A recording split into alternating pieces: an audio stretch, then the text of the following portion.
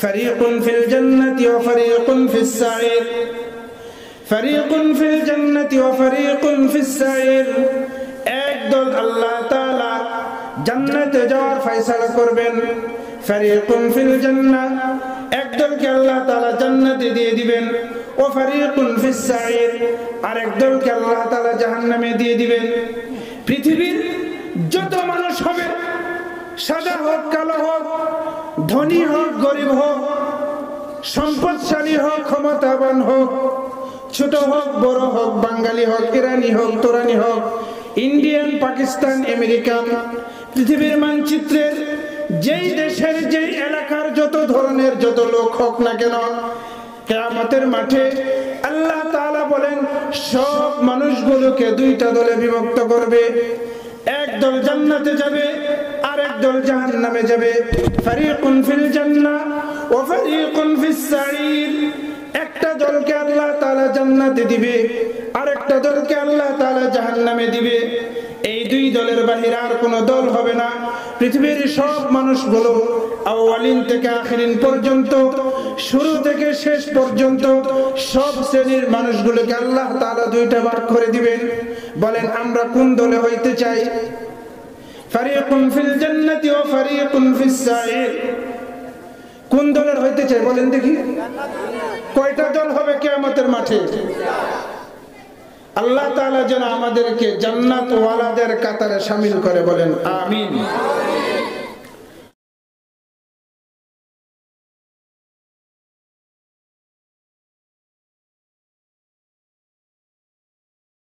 এই পৃথিবীটা যেদিন ছিল না, সর্বপ্রথম আল্লাহ তাআলা ঘোষণা দিলেন যে আল্লাহ তাআলা পৃথিবী বানাবেন। যখন এই পৃথিবী বানানোর সিদ্ধান্ত নিলেন, এই পৃথিবীটার মধ্যে কিছুই ছিল না। সর্বপ্রথম আল্লাহ তাআলা 20 কোটি বর্গ মাইল ধরে পানি সৃষ্টি করলেন। আল্লাহ তাআলা শুধু পানি, আর কিছুই ছিল না। শুধু এই পৃথিবীর মধ্যে শুধু পানি। অনেক কোটি কোটি বছর চলে গেছে শুধু পানি। পানি আল্লাহ তাআলার কাছে বলে যে হে আল্লাহ, আপনি তো ঘোষণা দিয়েছেন যে পৃথিবীর মধ্যে সর্বশ্রেষ্ঠ মাখলুক সৃষ্টি করবেন, সর্বশ্রেষ্ঠ ইবাদতের ব্যবস্থা করবেন। আপনি তো পানি সৃষ্টি করে রেখে দিয়েছেন, এরকম তো কিছু আলামত দেখতে পাচ্ছি না। আল্লাহ তাআলা বললেন যে এই পানি, এই যে পৃথিবীর 20 কোটি বর্গ মাইল ধরে একটা পানির চাকা আমি তৈরি করে রেখেছি, ওইটার মধ্যে এই যে বাতাসে তরঙ্গমালা বইছে, তরঙ্গমালা বয়ে পৃথিবীর যে মাঝখানের জায়গাটা ছিল, সেই জায়গাটার মধ্যে গিয়ে পানিগুলো ধাক্কা খাচ্ছে একটার সঙ্গে আরেকটা। তো ওই পানিগুলো একসাথে ধাক্কা খাওয়ার কারণে ওখানে একটা ফেনা জমাট হয়েছে, ফেনা। তখন এই ফেনাটা যখন জমাট হয়েছে, ফেনাটা জমাট হওয়ার পরে আস্তে আস্তে এটা গাঢ় হয়েছে। গাঢ় হওয়ার পরে একটা শক্ত আকৃতি ধারণ করছে। আল্লাহ তাআলা ফেরেশতাদের মাধ্যমে এই ফেনাটাকে একত্রিত করে এইটাকে বল বানিয়ে একটা রুটি বানাইছেন। কি বলে, রুটি বানানোর সময় আটাটাকে পানি দিয়ে ভিজায় পরে একটা ফুটবল বানায় পরে রুটি বানানো হয় না? বানায় কোথায় রাখা হয়? তাওয়ার মধ্যে নাকি? তো ওই রুটিটা বানায় আল্লাহ তাআলা পানির উপর রেখে দিলেন। এই যে রুটিটা বানায় রাখলেন, এটাই হলো জমিন যেখানে এখন আমরা বসে আছি, বলেন সুবহানাল্লাহ। এই পানির উপরে যখন আল্লাহ তাআলা এই মাটিটাকে বিছিয়ে দিলেন, এই মাটির উপরে কোনো কিছুই ছিল না। পাহাড় পর্বত গাছপালা তরুলতা মিল ফ্যাক্টরি ইন্ডাস্ট্রি মানুষ কোনো কিছুই এই মাটির উপরে ছিল না, একদম খালি। আল্লাহ তাআলা আস্তে আস্তে ওখানে গাছপালা পাহাড় পর্বত সৃষ্টি করলেন।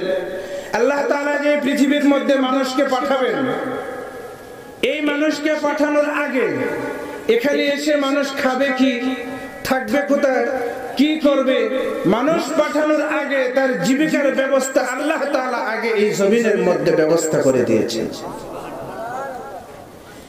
এই মাটির উপরে আল্লাহ তাআলা এত সুন্দর করে বাগ বাগিচা দিয়ে গাছপালা দিয়ে পাহাড় পর্বত দিয়ে আল্লাহ তাআলা এই পৃথিবীটাকে সাজিয়ে এখানে আল্লাহ তাআলার মাখলুক জিন এবং ইনসানকে পাঠাবেন।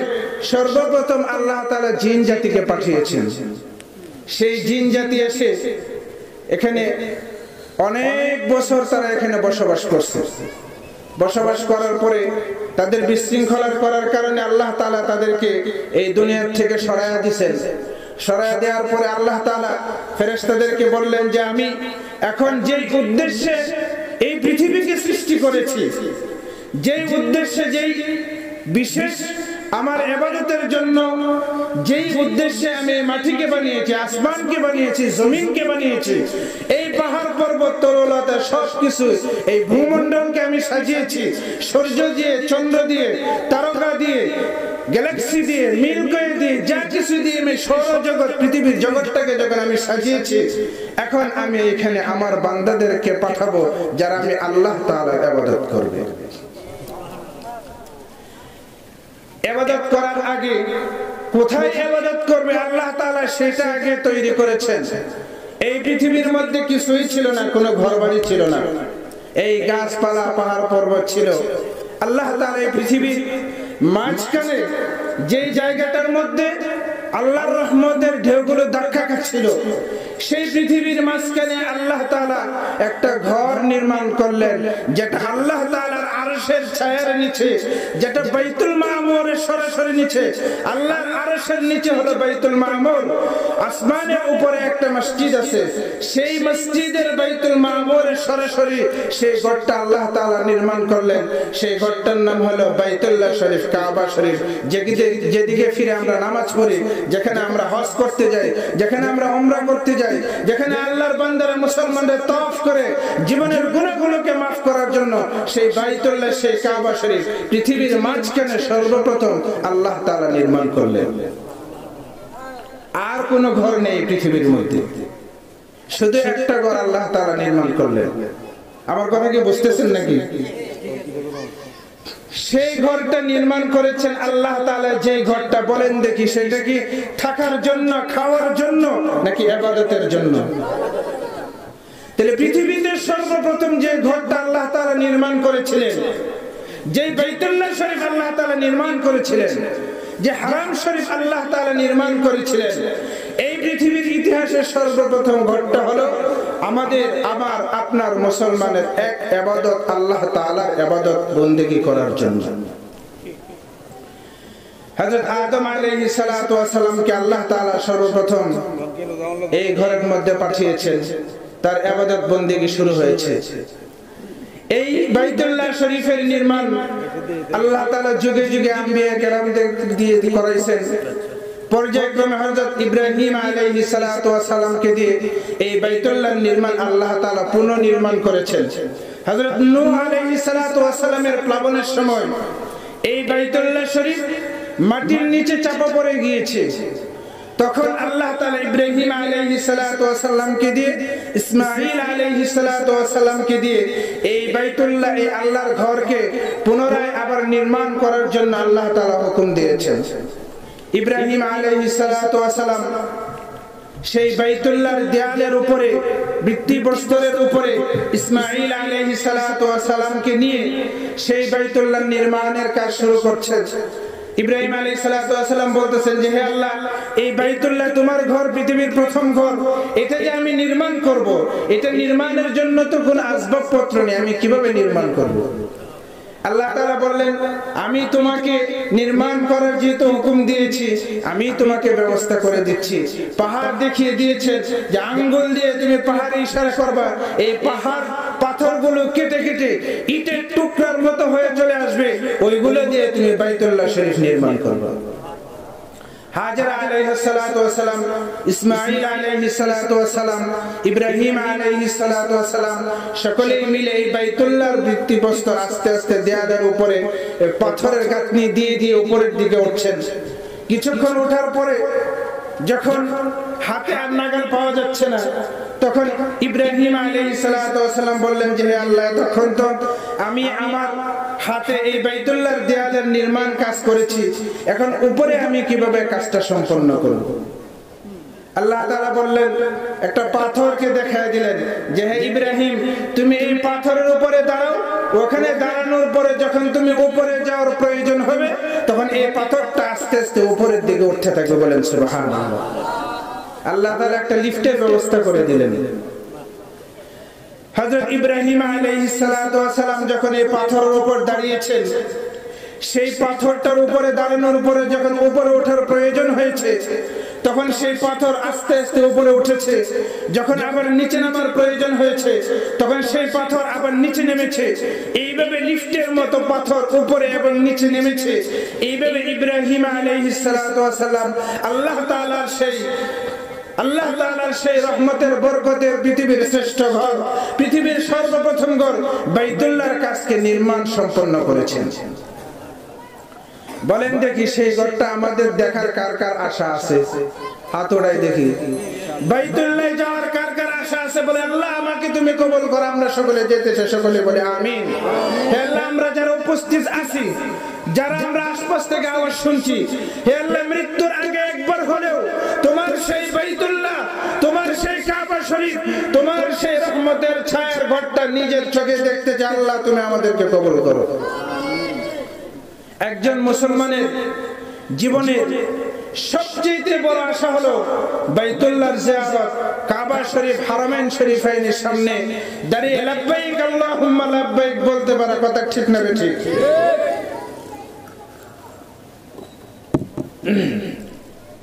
সেই বাইতুল্লাহর কাজ যখন, বলেন দেখি, এই ঘরটার দাম আছে না নাই? বাইতুল্লাহ শরীফে যারা যাবে, নবীজি বলেন যে একটা মানুষের জীবনে যখন সে জন্মগ্রহণ করে, তখন তার কোনো গুনাহ থাকে না। কুল্লু মাউলুদিন ইউলাদু আলাল ফিতরাতি ফাআবাওয়াহু ইউহাফিদানিহি আও ইউনাসসিরানিহি আও ইউমাজ্জিসানিহি। একটা বাচ্চা যখন দুনিয়ার মধ্যে আসে, সে যে ঘরে জন্মগ্রহণ করো, সে মুসলমান হয়েই আসে।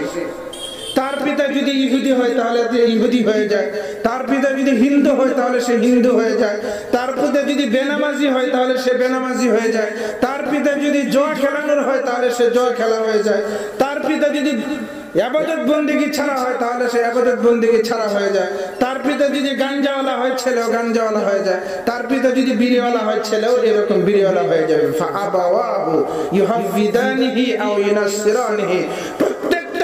প্রত্যেকটা সন্তান আমাদের ঔরসে যারা পৃথিবীতে আসছে, প্রত্যেকে নিষ্পাপ হয়ে আসছে। আমাদের পরিবেশ, আমাদের ফ্যামিলি, আমাদের ঘর, আমাদের সমাজ, আমাদের কালচার, আমাদের কৃষ্টি কালচার, আমাদের সমাজ আমাদের সন্তানদেরকে বেনামাজি, অসন্তান, কুসন্তান বানিয়ে দিচ্ছে। কথা ঠিক না ঠিক? আমি যতই ওয়াজ করি, আমি ঘুমিয়ে আছি, আমি যদি বলি যে ছেলেকে মাদ্রাসায় পড়ি, আমি 8টার সময়টা বলছি, কি রে তুই নামাজ পড়স নাই কেন আজকে, কারণটা কি? তাহলে কি এটা হবে? আমার খিদা লাগছে, আমি যদি বলি এই তুই খাস না কেন, আমার তো খিদা লাগছে, হবে? হ্যাঁ, আমি যদি বলি আমার অসুস্থ হয়েছে তুই ওষুধ খা, হবে এটা? তাহলে আমার খাওয়া যদি আমার লাগে, আমার ওষুধ যদি আমার লাগে, তাহলে আমার নামাজটা কার লাগবে? কথা ঠিক না ঠিক? হযরত ইব্রাহিম আলাইহিস সালাতু ওয়াস সালাম সেই বাইতুল্লাহ নির্মাণের পরে যখন কাজ শেষ হয়ে গিয়েছে, তখন সামনে দোয়া করতেছেন, রব্বানা তাকাব্বাল মিন্না ইন্নাকা আনতাস সামিউল আলিম ওয়া তুব আলাইনা ইন্নাকা আনতাত তাওয়াবুর রহিম। আল্লাহ তাআলা বলেন, ইব্রাহিম আলাইহিস সালাতু ওয়াস সালাম বলে যে আল্লাহ, আমি যে ঘরটা বানাইছি তুমি এটাকে কবুল করেন। সবাই বলে আমিন। এই বাড়ি ঘরের কাজ করার পরে ঘরের সামনে কিছু ইট, বালি, সুরকি, সিমেন্ট থেকে যায় না? ইব্রাহিম আলাইহিস সালাতু ওয়াস সালাম এই বাইতুল্লাহ নির্মাণের করে কিছু পাথরের টুকরা বাইতুল্লাহর সামনে রয়ে গেছে অতিরিক্ত। আল্লাহ তাআলা বলেন যে হে ইব্রাহিম আলাইহিস সালাতু ওয়াস সালাম, এই যে বাইতুল্লাহ নির্মাণের পরে যে পাথরের টুকরোগুলো রয়ে গিয়েছে, ইট, বালু, সিমেন্টের টুকরোগুলো যে রয়ে গিয়েছে, এগুলো আপনি ছিটিয়ে দেন। এগুলো যেখানে যেখানে পড়বে আমি আল্লাহ তাআলা সেখানে একটা করে মসজিদ তৈরি করে দেব। সুবহানাল্লাহ। বলে যে এই মসজিদগুলো হবে বাইতুল্লাহর অংশ, এই মসজিদগুলো হবে কাবা শরীফের অংশ। আমার নবীর উম্মতের মাঝে যারা দরিদ্র হবে, যারা আমার এই বাইতুল্লাহ হাজির হইতে না পারবে, যারা আমার এই হারাম শরীফ দেখতে না পারবে, যারা এই বাইতুল্লাহ উপস্থিত হওয়ার মতো শক্তি সামর্থ্য থাকবে না, যাদের অর্থনৈতিক অবস্থা থাকবে না, আমার আল্লাহ বলেন এই বাইতুল্লাহর অংশ পাড়ায় মহল্লায় গ্রামগঞ্জে যেখানে একটা মসজিদ তৈরি হবে, মহল্লার মুসল্লি যখন সেই মসজিদে যাবে, আমার আল্লাহ বলেন আমার এই বান্দায় যেন আমার বাইতুল্লাহ হাজির হয়ে গিয়েছে। এরকম মসজিদ আমাদের মহল্লায় দরকার আছে না নাই? ইব্রাহিম আলাইহিস সালাতু ওয়াস সালাম বললেন যে হে আল্লাহ, এই পাথরগুলো ছিটায় দিলে তো আমার সামনেই পড়বে, এগুলো এইখানে আর কয়টা মসজিদ দরকার আছে? আল্লাহ তাআলা বললেন যে হে ইব্রাহিম, তুমি এই পাথরগুলো ছিটিয়ে দাও, আমি আল্লাহ তাআলা পৃথিবীর আনাচে কানাচে পাড়ায় মহল্লায় গ্রামগঞ্জে শহরে বন্দরে প্রত্যেকটা অঞ্চলে আমি আল্লাহ তাআলা এই বাইতুল্লাহর অংশকে পৌঁছায় দিব। আমাদের মহল্লার মধ্যে যত মসজিদ আছে, আমাদের দেশের মধ্যে যত মসজিদ আছে, পৃথিবীর আনাচে কানাচে যত মসজিদ আছে, সেই ইব্রাহিম আলাইহিস সালাতু ওয়াস সালামের নির্মাণকৃত সেই অবশিষ্ট অংশ দিয়ে আল্লাহ তাআলা বাইতুল্লাহর সঙ্গে এটাকে সম্পৃক্ত করে দিয়েছেন। যে যে জায়গাগুলোতে পাথরের টুকরাগুলো পড়েছে, কিয়ামতের আগ পর্যন্ত সেখানে আল্লাহ তাআলা একটা মসজিদ নির্মাণের ব্যবস্থা করে দিবেন।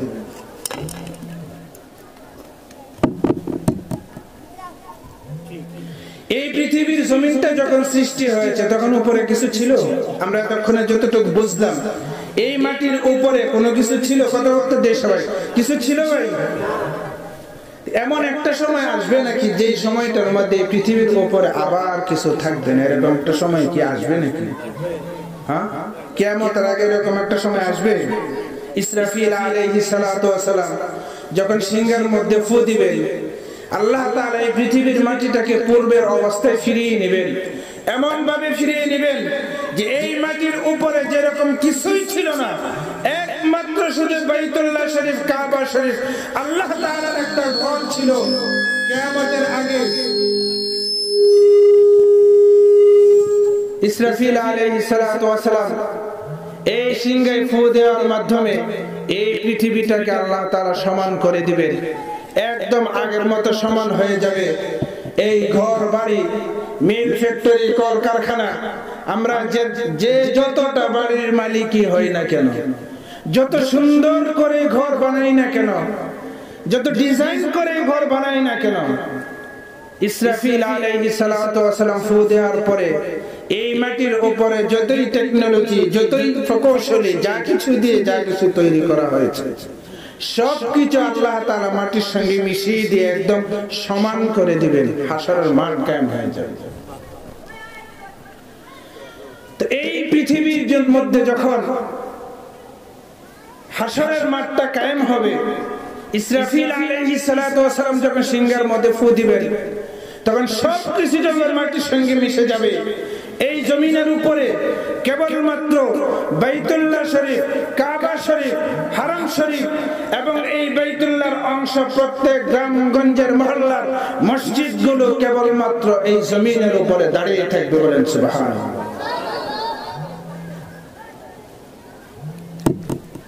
আল্লাহ তাআলা জিজ্ঞেস করবেন, এই পৃথিবীর মাটির সঙ্গে তো আমি সবকিছু মিশিয়ে দিয়েছি, তোমরা দাঁড়িয়ে আছো কেন? বাইতুল্লাহ শরীফকে আল্লাহ তাআলা জিজ্ঞেস করবে, আমাদের এই মসজিদগুলোকে জিজ্ঞেস করবে।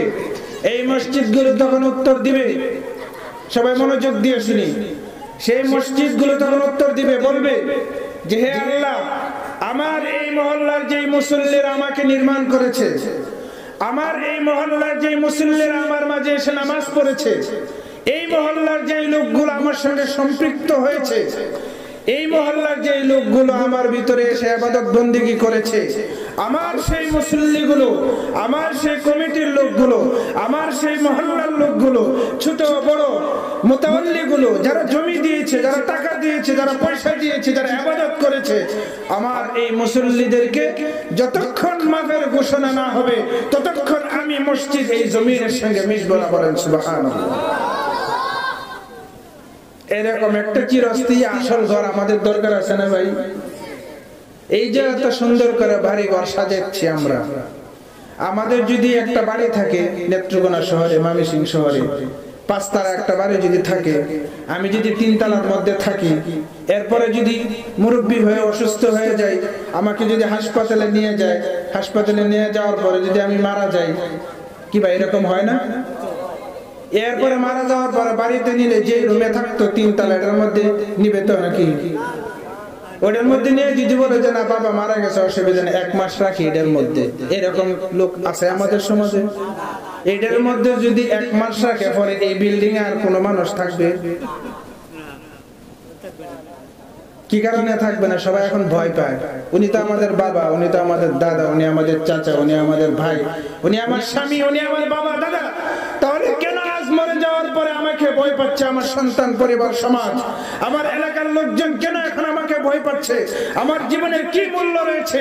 এত টাকা পয়সা সবকিছুর মালিক যেই ঘরে আমি থাকি, সেই ঘরের মধ্যে আমাকে রাখার কোনো ব্যবস্থা নাই, রাখবে না এই সমাজ, রাখবে না এই পৃথিবী আমাকে এই ঘরের মধ্যে, জমিনের উপরে, এই পৃথিবী, এই সমাজ, এই লোক, এই মানুষ, এই মুসলমান, এই এলাকা, এই সন্তান, এই বংশধর, কেউ আমাকে ঘরে রাখবে না মাটির নিচে নিয়ে যাবে? চিরস্থায়ী না অস্থায়ী জিন্দেগি এটা দুনিয়ার? আমরা যে জায়গাটার মধ্যে আছি, আমরা যে বাড়ি ঘরগুলোর মধ্যে আছি, স্থায়ী না অস্থায়ী?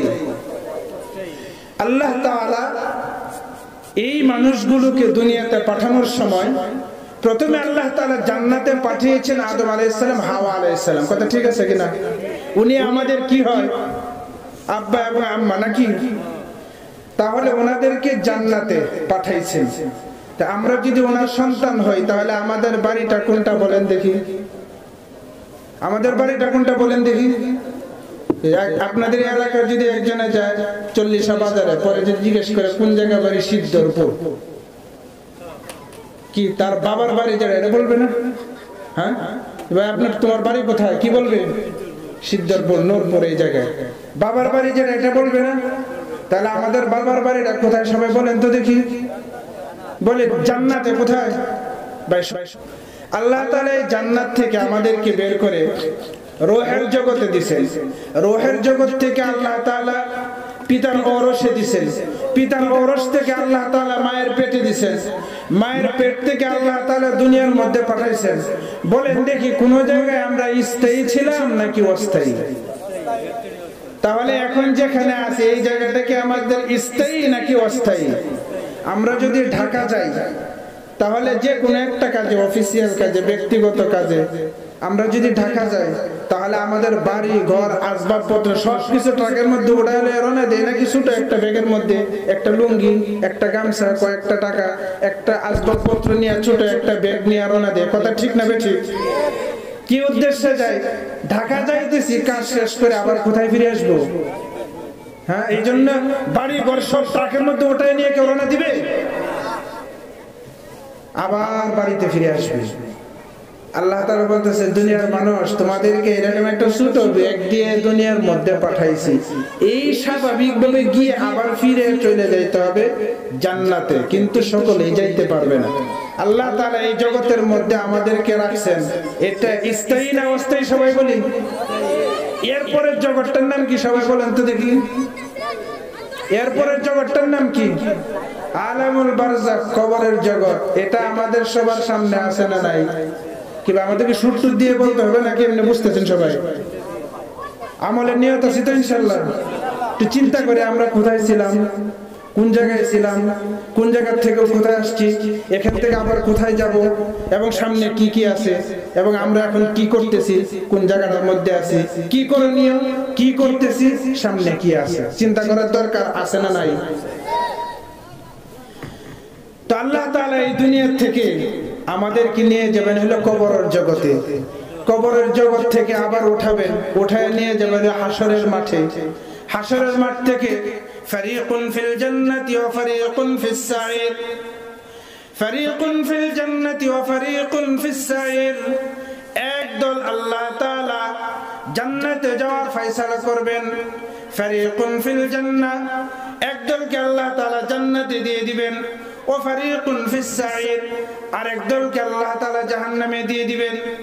পৃথিবীর যত মানুষ হবে, সাদা হোক কালো হোক, ধনী হোক গরিব হোক, সম্পদশালী হোক ক্ষমতাবান হোক, ছোট হোক বড় হোক, বাঙালি হোক ইরানি হোক তোরানি হোক, ইন্ডিয়ান পাকিস্তান আমেরিকান, পৃথিবীর মানচিত্রের যেই দেশের যেই এলাকার যত ধরনের যত লোক হোক না কেন, কিয়ামতের মাঠে আল্লাহ তাআলা বলেন সব মানুষগুলোকে দুইটা দলে বিভক্ত করবে। এক দল জান্নাতে যাবে, আরেক দল জাহান্নামে যাবে। ফারিকুন ফিল জান্নাহ ওয়া ফারিকুন ফিস সাঈর, একটা দলকে আল্লাহ তাআলা জান্নাতে দিবে, আরেকটা দলকে আল্লাহ তাআলা জাহান্নামে দিবে। এই দুই দলের বাহিরে আর কোনো দল হবে না। পৃথিবীর সব মানুষগুলো আউয়ালিন থেকে আখিরিন পর্যন্ত, শুরু থেকে শেষ পর্যন্ত সব শ্রেণীর মানুষগুলোকে আল্লাহ তাআলা দুইটা ভাগ করে দিবেন। বলেন আমরা কোন দলে হইতে চাই?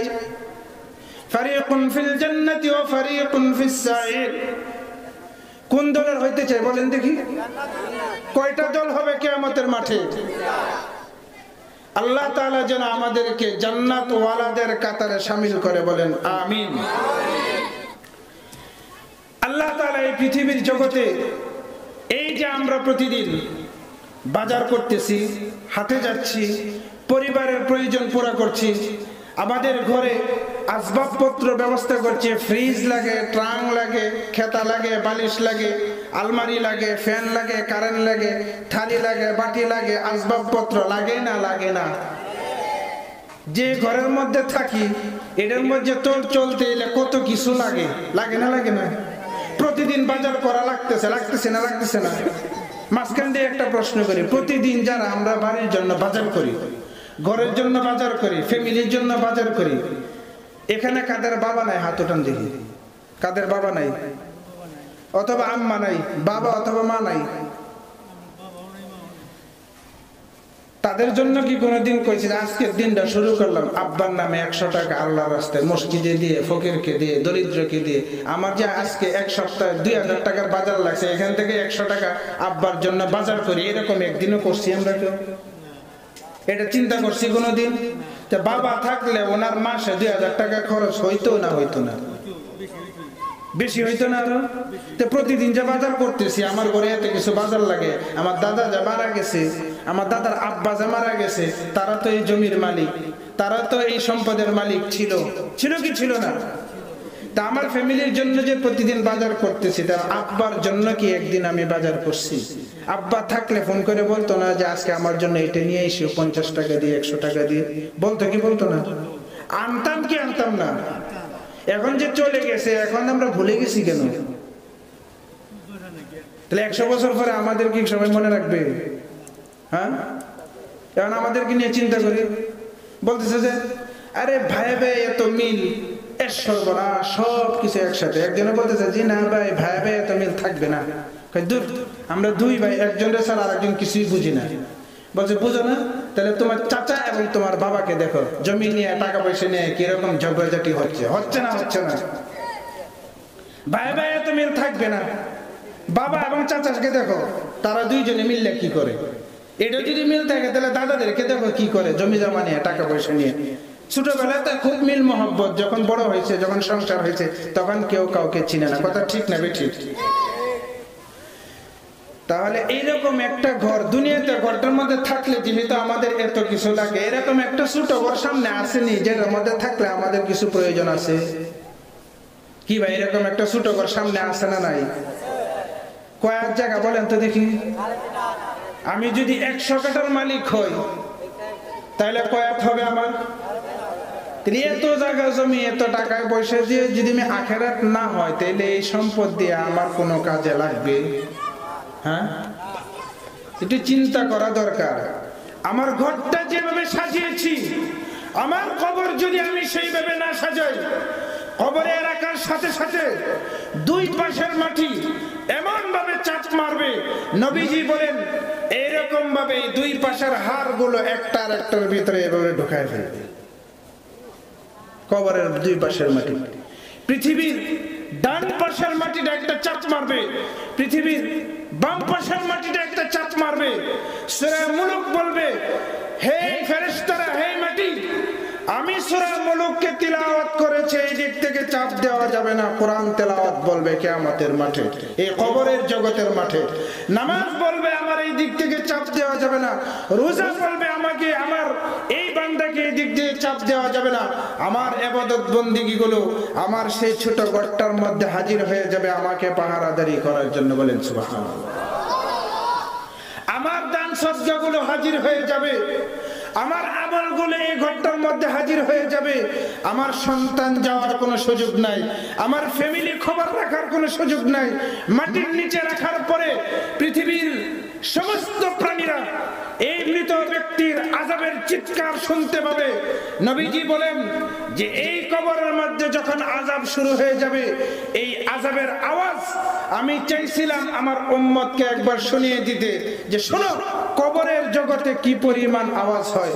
বলে যে মৃত ব্যক্তি এমন চিৎকার মারে, সমস্ত প্রাণীকুল, সমস্ত জীব সবকিছু শুনতে পায়, কেবলমাত্র মানুষ ছাড়া।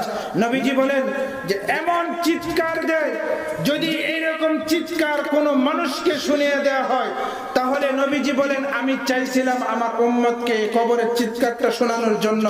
পরে চিন্তা করে দেখলাম এত জোরে চিৎকার মারবে, এই চিৎকার যদি আমার উম্মত শুনে, তাহলে আর কোনোদিন তার বাবাকে কবরে রাখবে না, আর কোনোদিন তার স্ত্রীকে কবরে রাখবে না, আর কোনোদিন তার সন্তানকে কবরে নিয়ে যাবে না, মাটির নিচে রাখবে না। এত জোরে চিৎকার মারবে একজন মৃত ব্যক্তি যদি তার আযাব শুরু হয়ে যায়। এই জগৎটা আমাদের পিছনে না সামনে, এই কবরটা আমাদের পিছনে না সামনে, তাহলে এই ঘরটাকে আমাদের সাজানোর দরকার আছে না? নবীজি বলেন দুইটা বিষয় নিয়ে কথা বলার আমার প্রয়োজন, একটা হলো মাদ্রাসা, একটা হলো মসজিদ। দুই বিষয়ে আমি আয়াত তেলাওয়াত করছি। এক বিষয়ে অল্প কিছু কথা বলছি। আল্লাহ তাআলা বলেন প্রথম ঘর ইন্না আউওয়ালা বাইতিন ফুদিয়া লিন-নাস, যে আমি মানুষের জন্য যে ঘরটা বানাইছি এটা হলো মসজিদ, এটা হলো ইবাদতের ঘর। নবীজি বলেন যে কোন মানুষ যদি একটা ঘর বানায় আল্লাহ তাআলার জন্য, নিশ্চিত গ্যারান্টি, একটা ঘর যদি বানায়, বানাল্লাহু লাহু বাইতান ফিল জান্নাহ, বলে যে দুনিয়াতে যেরকম ঘর বাড়ি বানাইছে আল্লাহ তাআলা আখিরাতে তোমার জন্য সেরকম জান্নাতে তোমার জন্য একটা ঘর আল্লাহ তাআলা নিজ জিম্মাদারি বানায় দেবে। বলেন সুবহানাল্লাহ। আরেক হাদিস আসছে, সাহাবায়ে কেরাম জিজ্ঞেস করছে যে আল্লাহ এত বড় মসজিদ একজনে কিভাবে? ভাই আমি কিন্তু কালেকশন করতেছি না, কেউ ভয় পায় না, কেউ মনে করেন না যে হুজুর কালেকশন শুরু করবে কিনা। আমি কোনো কালেকশন করব না, আমাদের যেটা প্রয়োজন সেগুলো কথা বলতেছি। সাহাবায়ে কেরাম জিজ্ঞেস করে যে একজন তো একটা মসজিদ বানাইতে পারবে না।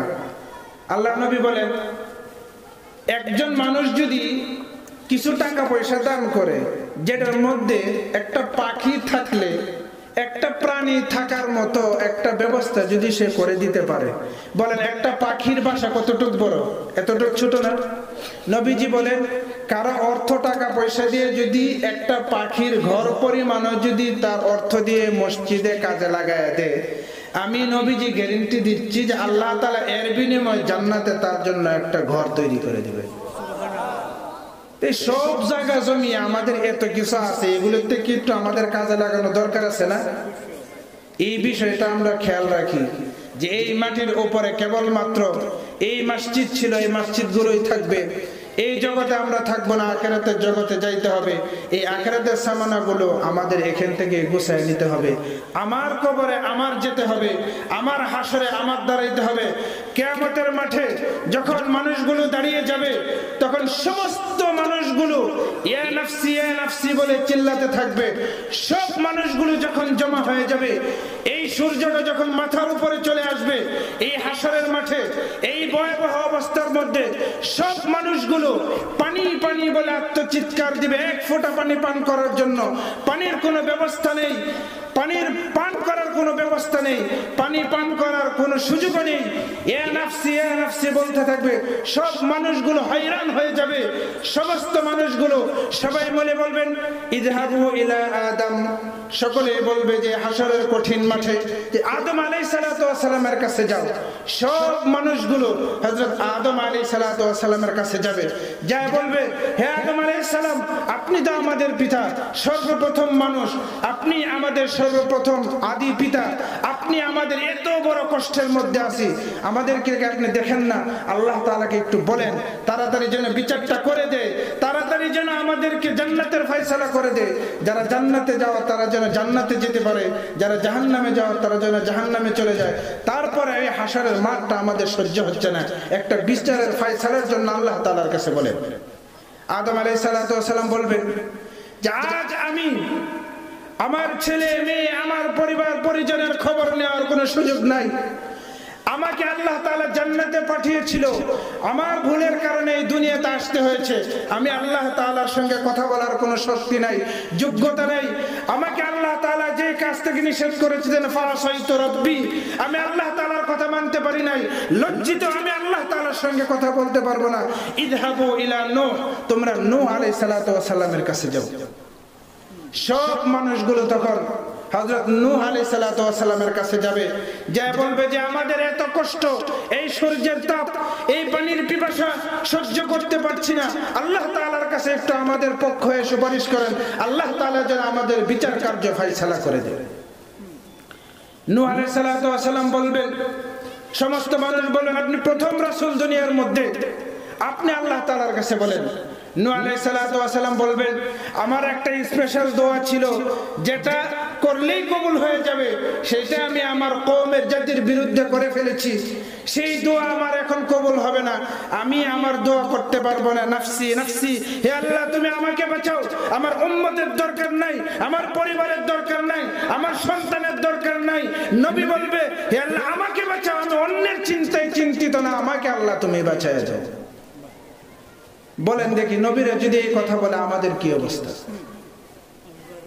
নূহ আলাইহিস সালাতু ওয়াস সালাম বলবেন, ইযহাবু ইলা ইব্রাহিম, বরং তোমরা ইব্রাহিম আলাইহিস সালাতু ওয়াস সালামের কাছে যাও।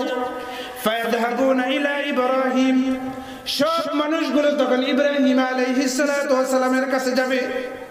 সব মানুষগুলো যখন ইব্রাহিম আলাইহিস সালাতু ওয়াস সালামের কাছে যাবে, যে বলবে, আলা তারা ইলা মা নাহনু ফীহি, আলা তাশফাউ ইলা রাব্বিনা। ইব্রাহিম আলাইহিস সালাতু ওয়াস সালামকে বলবেন, হে আমাদের পিতা, আপনি কি আমাদেরকে দেখছেন নাকি আযাব গজবের মধ্যে আছি? ইশফা ইলা রাব্বিনা, আমাদের আল্লাহ তাআলার কাছে একটু সুপারিশ করেন। ইব্রাহিম আলাইহিস সালাতু ওয়াস সালাম বলবেন, হে উম্মতেরা, হে জাতির লোকেরা, আমি তিনটা জায়গায় আল্লাহ তাআলার কাছে দুনিয়ার মধ্যে ভুল করেছি। আল্লাহ তাআলার কাছে আজ আমার কথা বলার কোনো শক্তি নেই, আল্লাহ তাআলার কাছে কোনো কিছু বলতে পারবো না। ইন্না রাব্বি গাযিবাল ইয়াওমা গাদবান, আমার আল্লাহ তাআলা আজকে এই পরিমাণ রাগ করেছেন, লাম ইয়াগদাব ক্বাবলাহু মিসলাহু ওয়া লা ইয়াগদাব বা'দাহু মিসলাহু। আমার আল্লাহ তাআলা আজকে এই পরিমাণ রাগান্বিত হয়েছেন, এর আগে কোনোদিন এই পরিমাণ রাগান্বিত হয়নি। এরপরেও আমার আল্লাহ তাআলা এর চেয়ে বেশি আর কোনো রাগান্বিত হবে না। আমি পারবো না, নাফসি নাফসি নাফসি, আমি আল্লাহ তাআলা তুমি আমাকে বাঁচায়া যাও। আমার সন্তানের চিন্তা আমার আজকে করার সুযোগ নাই, আমার পরিবারের চিন্তা আজ করার সুযোগ নাই, আমার ফ্যামিলির চিন্তা আজ করার সুযোগ নাই।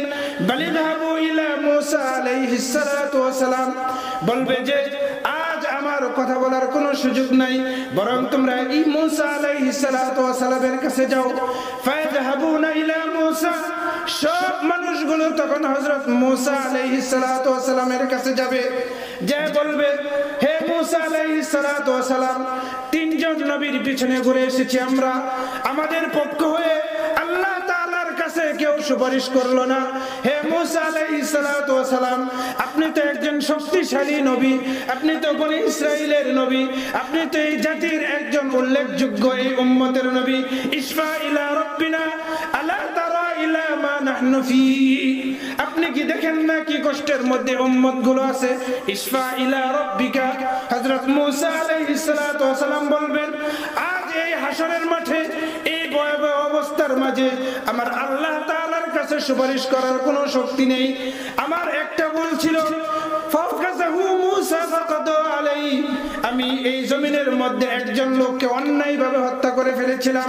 যদি আমি নবী হিসেবে আমার কোনো পাপ ছিল না, আমার এই গুনাহের কথা, আমার এই ভুলের কথা স্মরণ হচ্ছে, আমি আল্লাহ তাআলার কাছে আজ কিছু বলার কোনো সুযোগ নাই। বলি যাবো ইলা ঈসা আলাইহিস সালাতু ওয়াস সালাম, বরং তোমরা ঈসা আলাইহিস সালাতু ওয়াস সালামের কাছে যাও। সব মানুষগুলো যখন হযরত ঈসা আলাইহিস সালাতু ওয়াস সালামের কাছে যাবে, সবাই গিয়ে বলবেন, চারজন নবীর পিছনে ঘুরে ঘুরে আপনার কাছে এসেছি, আমাদের এই কষ্টে আর সহ্য হচ্ছে না, আল্লাহ তাআলার কাছে সুপারিশ করেন, আল্লাহ তাআলা যেন আমাদেরকে আজ এই বিপদ থেকে, আযাব থেকে যেন আমাদেরকে রক্ষা করে বাঁচিয়ে দেয়। ঈসা আলাইহিস সালাতু ওয়াস সালাম একই কথা বলবে। আজ আল্লাহ তাআলার কাছে আমার বলার কোনো ভাষা নেই। বলবেন যে আল্লাহ তাআলা এই পরিমাণ রাগ করেছেন, আজ কথা বলার কোনো সুযোগ নেই। বলবেন নাফসি নাফসি।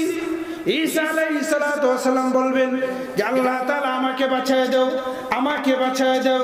আউয়ালিন থেকে আখিরিন পর্যন্ত সমস্ত আম্বিয়া কেরাম, সমস্ত উলামা কেরাম, সমস্ত শুহাদা কেরাম, সমস্ত আল্লাহর ওলিরা, সমস্ত নামাজিরা, সমস্ত সদকা করনেওয়ালারা, সমস্ত মুসল্লিরা সকলেই মিলে বলবে, হে আল্লাহ আমাকে বাঁচান, হে আল্লাহ আমাকে বাঁচান।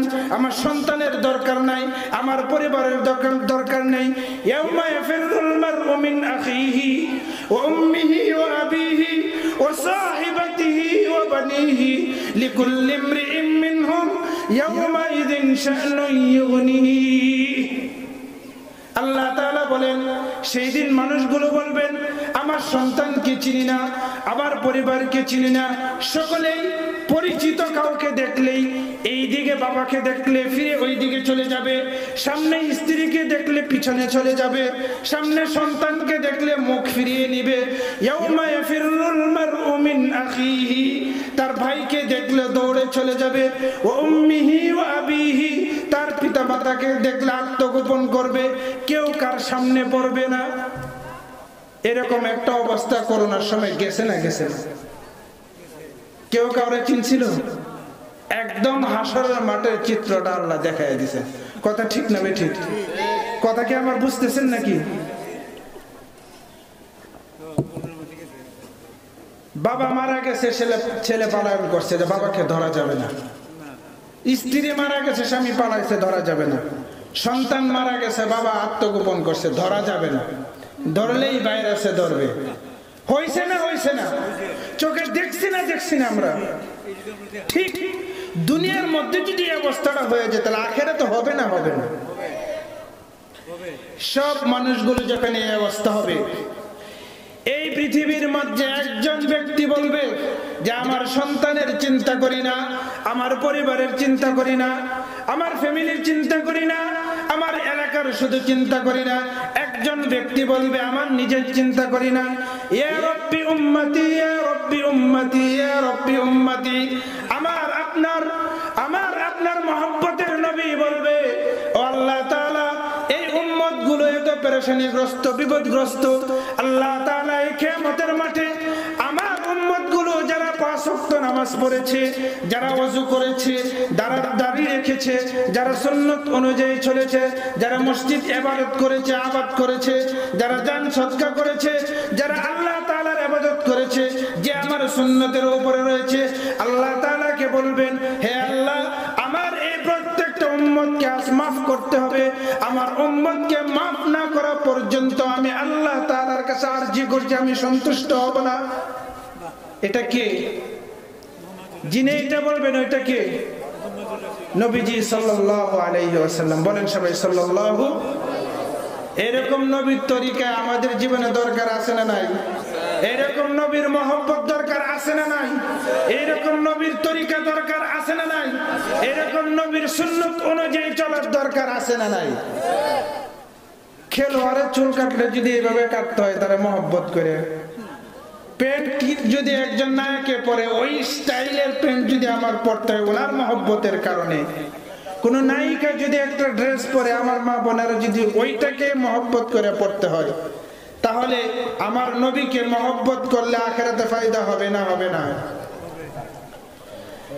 তাহলে আমার কথা মোটামুটি অর্ধেক পর্যন্ত আসছে, শেষ করে দিচ্ছি। তো এইরকম এরকম হাসরের মাঠ আমাদের সামনে আছে। এই হাসরের মাঠে মুক্তি পাওয়ার জন্য আল্লাহ তাআলা আমাদেরকে দুনিয়াতে পাঠিয়েছেন। এই দুনিয়াতে আমাদের কবর, হাসর নাসর সব কিছু পাড়ি দিয়ে আমাদের যে সেই পিতার বাড়ি ছিল, জান্নাত ছিল, আমাদের সেই বাড়িতে যাইতে হবে। সেই বাড়িতে যাওয়ার জন্য যেই কাজগুলো, যে আমলগুলো আমাদের করা প্রয়োজন, আমরা সকলেই এই তরিকায় চলতে রাজি আছি ইনশাআল্লাহ। আজকের এই মাহফিলের মধ্যে আমরা নিয়ত করব যে আমাদের দুনিয়ার ঘরটা, বাড়িটা যেভাবে সাজাইছি, আমার কবর, হাসর নাসর, আমার আখিরাত আমারই গুছাইতে হবে। এই জন্য আপনাদের এখানে একটা মসজিদ আছে, আমরা যদি এই মসজিদের দিকে খেয়াল করি, এই মাদ্রাসার দিকে খেয়াল করি, এই পৃথিবীর মধ্যে মসজিদ, মাদ্রাসা, ইবাদত বন্দেগী এগুলোই আমাদের নাজাতের ওসিলা হবে। আল্লাহ তাআলা যেন আমাদেরকে আমল করে, এই আমলের ওসিলায় আমাদের পিতার বাড়ি জান্নাতে পৌঁছতে পারি। আল্লাহ যেন আমাদের সেই তৌফিক দান করে। সবাই বলে আমিন। ওয়া আখির দাওয়ানা আনিল হামদুলিল্লাহি রাব্বিল আলামিন।